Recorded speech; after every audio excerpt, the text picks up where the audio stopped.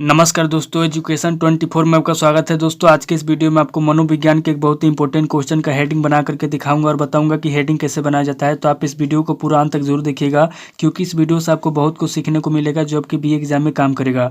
तो आइए देर न करते हुए वीडियो को शुरू करते हैं और प्रश्न का हेडिंग बना करके सीखते हैं। दोस्तों बीए एग्जाम में किसी भी क्वेश्चन का हेडिंग बनाने के लिए आपको क्या करना है कि सबसे पहले क्वेश्चन को पढ़ना है और पढ़ करके समझने की कोशिश करना है कि क्वेश्चन के अंदर क्या पूछा जा रहा है। क्योंकि जब तक आप क्वेश्चन को पढ़ेंगे नहीं, समझेंगे नहीं, तब तक न तो आप उस क्वेश्चन का हेडिंग बना पाएंगे और नहीं आप उस क्वेश्चन का आंसर लिख पाएंगे। तो सबसे पहले क्वेश्चन को पढ़ना है और पढ़ करके समझना है। उसके बाद दूसरे स्टेप में क्या करना है कि क्वेश्चन के अंदर देखना है कि कौन कौन से पॉइंट दिया हुआ है जिसका इस्तेमाल करके आप हेडिंग बनाएंगे। जैसे दोस्तों यहाँ पे आपका मनोविज्ञान का क्वेश्चन दिया हुआ है। अगर आपको इस क्वेश्चन का हेडिंग बनाना होगा या फिर अगर आपको इस क्वेश्चन का आंसर लिखना होगा, तब आप क्या करेंगे, सबसे पहले क्वेश्चन को पढ़ेंगे, पढ़ करके समझेंगे। उसके बाद दूसरे स्टेप में क्वेश्चन के अंदर पॉइंट को देखेंगे और तीसरे स्टेप में पॉइंट को लेकर के हेडिंग बनाएंगे।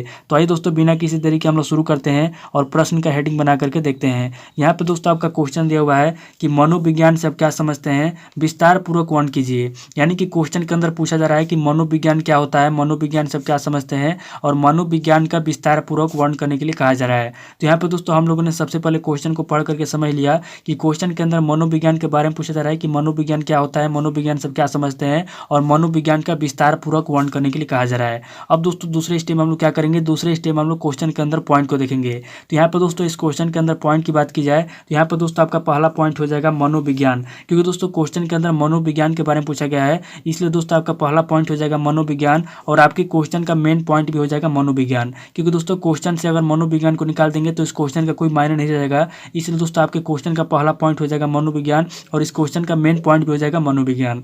अब दोस्तों दूसरे पॉइंट की बात की जाए तो यहाँ पर दोस्तों आपका दूसरा पॉइंट हो जाएगा आप क्या समझते हैं, क्योंकि दोस्तों क्वेश्चन के अंदर पूछा गया है कि मनोविज्ञान सब क्या समझते हैं, इसलिए दोस्तों आपका दूसरा पॉइंट हो जाएगा आप क्या समझते हैं। दोस्तों तीसरे पॉइंट की बात की जाए तो यहाँ पे दोस्तों आपका तीसरा पॉइंट हो जाएगा विस्तार पूर्वक वर्णन कीजिए। क्योंकि दोस्तों क्वेश्चन के अंदर कहा गया है कि मनोविज्ञान सब क्या समझते हैं, विस्तार पूर्वक वर्णन कीजिए, इसलिए दोस्तों आपका तीसरा पॉइंट हो जाएगा विस्तार पूर्वक वर्णन कीजिए। तो यहाँ पे दोस्तों इस क्वेश्चन के अंदर देखा जाए तो आपका टोटल 3 पॉइंट दिया हुआ है जिसका इस्तेमाल करके हम लोग हेडिंग बनाएंगे। तो यहाँ पे दोस्तों हम लोगों ने सबसे पहले क्वेश्चन को पढ़ करके समझ लिया, उसके बाद दूसरे स्टेप में हम लोगों ने क्वेश्चन के अंदर पॉइंट को भी देख लिया। और दोस्तों तीसरे स्टेप में हम लोग क्या करेंगे, तीसरे स्टेप में हम लोग पॉइंट को लेकर के हेडिंग बनाएंगे।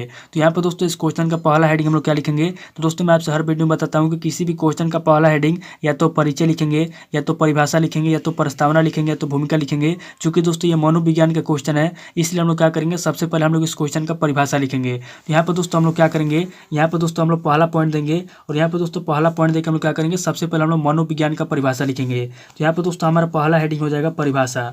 अब दोस्तों परिभाषा लिखने के बाद क्या करेंगे, यहाँ पर दोस्तों परिभाषा के अंदर कम से कम 6 से 7 लाइन या फिर आपको जितना भी याद है, यहाँ पर दोस्तों परिभाषा वाले हेडिंग के आंसर में आपको लिख देना है। और यहाँ पर दोस्तों जब लिख लेंगे उसके बाद क्या करना है, यहाँ पर दोस्तों आपको दूसरा पॉइंट देना है और यहाँ पर दोस्तों दूसरा पॉइंट दे क्या करना है, यहाँ पर दोस्तों आपको दूसरा हेडिंग लिखना है मनोविज्ञान का शाब्दिक अर्थ या फिर मनोविज्ञान का अर्थ। यानी कि दूसरा हेडिंग आपका रहेगा मनोविज्ञान का अर्थ, यानी कि मनोविज्ञान क्या है, मनोविज्ञान का मतलब क्या है, मनोविज्ञान का अर्थ क्या है। यहाँ पर दोस्तों दूसरे हेडिंग में हम लोग लिखेंगे मनोविज्ञान का अर्थ। तो यहाँ पर दोस्तों हमारा दूसरा हेडिंग हो जाएगा मनोविज्ञान का अर्थ, यानी कि जो मनोविज्ञान है, मनोविज्ञान का क्या अर्थ होता है, मनोविज्ञान का क्या मतलब होता है। यहाँ पर दोस्तों दूसरे हेडिंग में हम लोग मनोविज्ञान का अर्थ लिखेंगे। और यहाँ पर दोस्तों दूसरा हेडिंग लिखने के बाद आपको क्या करना है, यहाँ पर दोस्तों दूसरे हेडिंग के अंदर आपको कम से कम 8 से 10 लाइन या फिर आपको जितना भी याद है, आपको जितना भी आता है, यहाँ पर दोस्तों आपको दूसरे हेडिंग के आंसर में आपको लिख देना है। और यहाँ पर दोस्तों जब लिख लेंगे उसके बाद क्या करना है, यहाँ पर दोस्तों आपको तीसरा पॉइंट देना है और यहाँ पर दोस्तों तीसरा पॉइंट देकर आपको तीसरा हेडिंग क्या लिखना है, तो यहाँ पर दोस्तों आपको तीसरा हेडिंग लिखना है मनोविज्ञान का महत्व।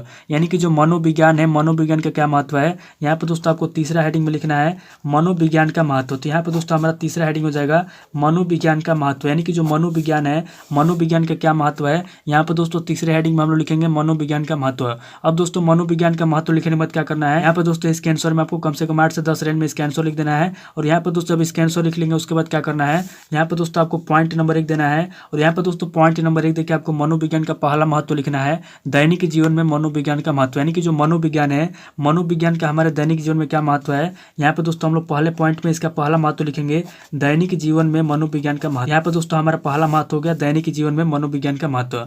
अब दोस्तों पहले पॉइंट के अंदर आपको क्या करना है, यहाँ पर दोस्तों आपको पहले पॉइंट में कम से कम 3 से 4 लाइन इसके आंसर में लिख देना है। और यहाँ पर दोस्तों अब लिख लेंगे उसके बाद क्या करना है, यहाँ पर दोस्तों आपको दूसरा पॉइंट देना है और यहाँ पर दोस्तों दूसरा पॉइंट देके इसका दूसरा महत्व लिखना है सामाजिक जीवन में मनोविज्ञान का महत्व। यानी कि जो मनोविज्ञान है, मनोविज्ञान का सामाजिक जीवन में क्या महत्व है। यहाँ पर दोस्तों हम लोग दूसरे पॉइंट के अंदर लिखेंगे सामाजिक जीवन में मनोविज्ञान का महत्व। यानी कि जो मनोविज्ञान है, मनोविज्ञान का हमारे सामाजिक जीवन में क्या महत्व है। यहाँ पे दोस्तों हम लोग दूसरे पॉइंट के अंदर लिखेंगे सामाजिक जीवन में मनोविज्ञान का महत्व।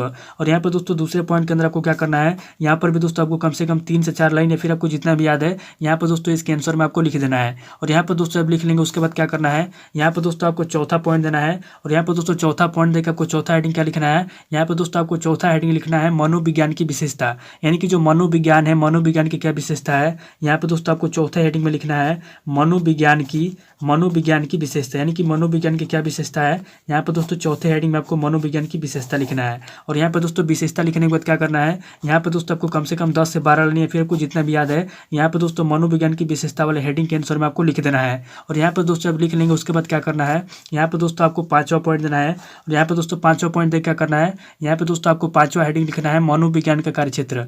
यानी कि जो मनोविज्ञान है, मनोविज्ञान किन किन क्षेत्रों में कार्य करता है, यहाँ पर दोस्तों मनोविज्ञान के कार्यक्षेत्र के बारे में लिखना है। यहाँ पर दोस्तों हमारा 5वां हेडिंग हो जाएगा मनोविज्ञान का कार्यक्षेत्र। तो यहाँ पर दोस्तों हम लोग लिखेंगे मनोविज्ञान का, यहाँ पर दोस्तों हमारा 5वां हेडिंग हो जाएगा मनोविज्ञान का कार्यक्षेत्र।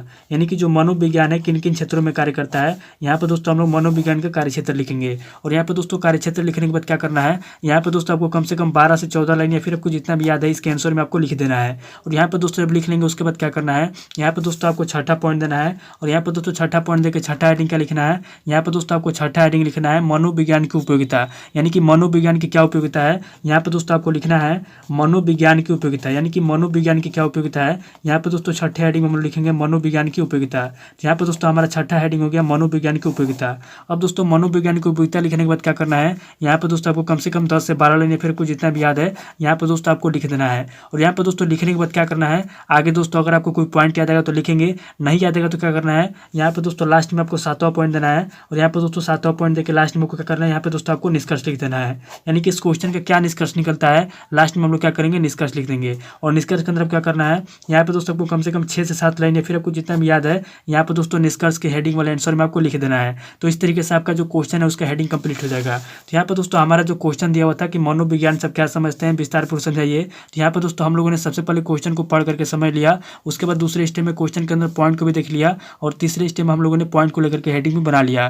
तो दोस्तों उम्मीद करता हूँ कि इस वीडियो से आपको बहुत कुछ सीखने को मिला होगा। अगर आपको वीडियो अच्छा लगा तो वीडियो को लाइक कीजिए, शेयर कीजिए और कमेंट करके बताइए कि आपको नेक्स्ट वीडियो किस टॉपिक के ऊपर चाहिए। थैंक यू दोस्तों।